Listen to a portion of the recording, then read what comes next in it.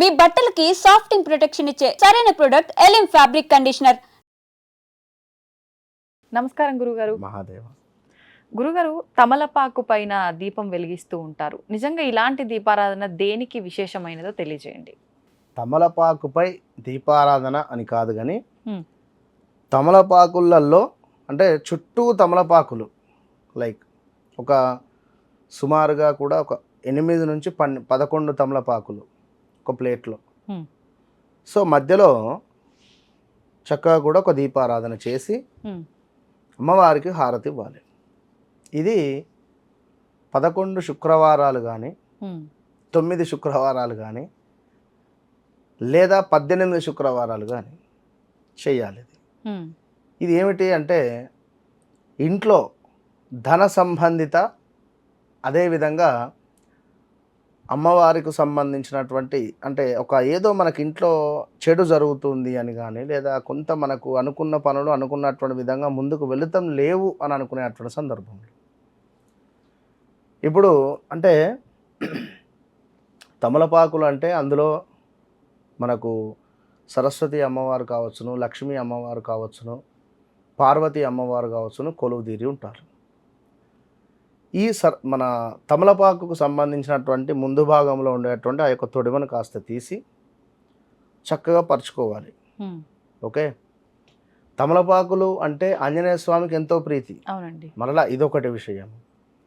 So తమలపాకులతో అమ్మవారి యొక్క దీపారాధన చేసి ముక్తి పొందిన వాళ్ళు చాలామంది ఉన్నారు మా క్లయింట్స్.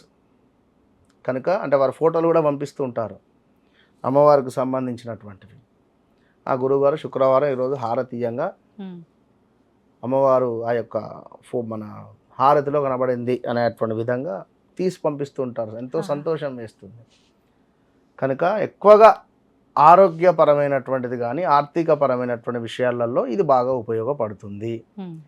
ఇక ఆంజనేయ స్వామికి తమలపాకులు, ఇంట్లో తమలపాకు చెట్టు కావచ్చును, ఇవి మనకు ఒక పాజిటివ్ వైబ్రేషన్ని తీసుకువస్తాయి, విజయాన్ని తీసుకువచ్చేటువంటి పరిస్థితి. కనుక తమలపాకులను మనము మన యొక్క గురువారం రోజే సాయంకాలం ఇంటికి తెచ్చుకొని చక్కగా శుభ్రపరుచుకొని పక్కన పెట్టేసుకోవాలి. శుక్రవారం రోజు మామూలు దీపారాధన చేయాలి. అమ్మవారికి సంబంధించినటువంటి పూజాది కార్యక్రమాలు చేసుకున్న తర్వాత, నివేదన చేసుకున్న తర్వాత అప్పుడు ఈ యొక్క తమలపాకుల మధ్యలో ఒక వెండి ప్రమిద లేదు మట్టి ప్రమిద పెట్టి చక్కగా కూడా నెయ్యి పోసిన తర్వాత ఒక పువ్వొత్తి వేయాలి.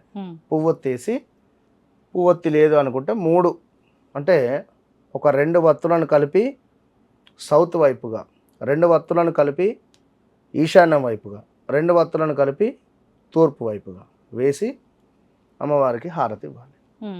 దీనివల్ల మనకు లక్ష్మీదేవి యొక్క అనుగ్రహం విశేషంగా లభిస్తుంది. ఇది ఐశ్వర్య దీపంగా చెప్తారు.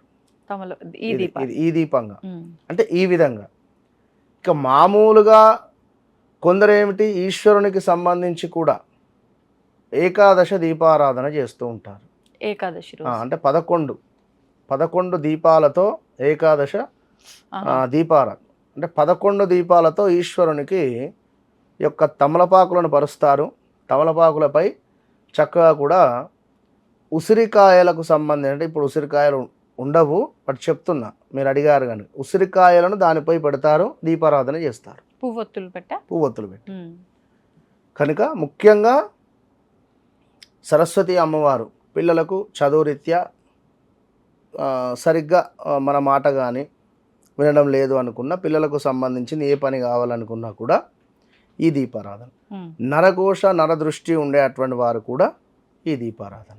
అదేవిధంగా ఆర్థికపరమైనటువంటిది.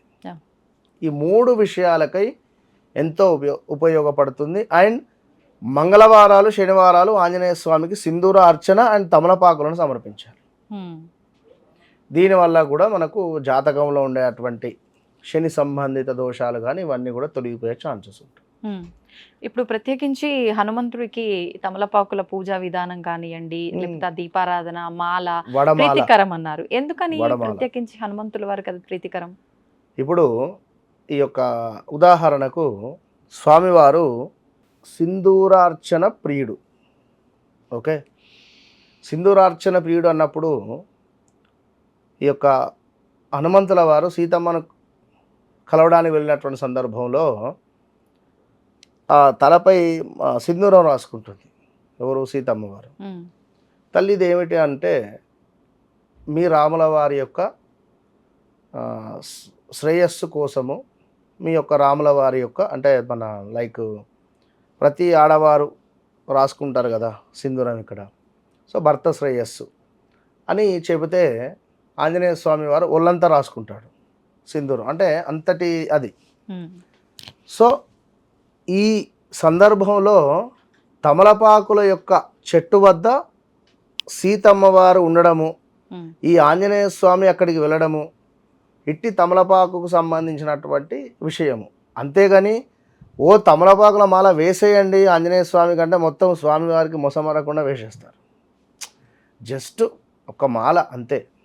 నిజంగా చెప్తున్న తల్లి, ఈ శనివారాలు మంగళవారాలు వచ్చింది అంటే మొత్తం తమలపాకుల మాలలు వేసి మొత్తం ఇక్కడ దాకా తీసుకువస్తారు పాపం. ఆంజనేయ స్వామికి కావాల్సింది ఏమిటి అంటే ఒక్క 2 తమలపాకులను తమకు సమర్పించి హనుమాన్ చాలీస చదవాలి. అదేవిధంగా మనము భజన చేయాలి. భజన అంటే ఇప్పుడున్నటువంటి సిచ్యువేషన్లో వేరే అయిపోయింది. ఏం భజన అయింది? ఒకరిపై ఒకరికి చెప్పడము,